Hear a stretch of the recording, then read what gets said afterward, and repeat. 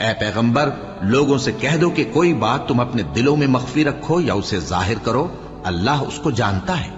اور جو کچھ آسمانوں میں اور جو کچھ زمین میں ہے اس کو سب کی خبر ہے، اور وہ ہر چیز پر قادر ہے۔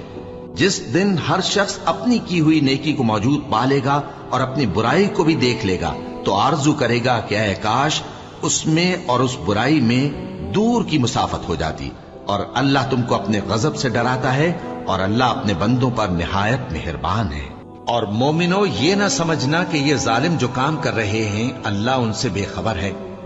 وہ ان کو اس دن تک مہلت دے رہا ہے جبکہ دہشت کے سبب آنکھیں پھٹی کی پھٹی رہ جائیں گی، اور لوگ سر اٹھائے ہوئے میدان قیامت کی طرف دوڑ رہے ہوں گے، ان کی نگاہیں خود اپنی طرف لوٹ نہ سکیں گی، اور ان کے دل مارے خوف کے ہوا ہو رہے ہوں گے۔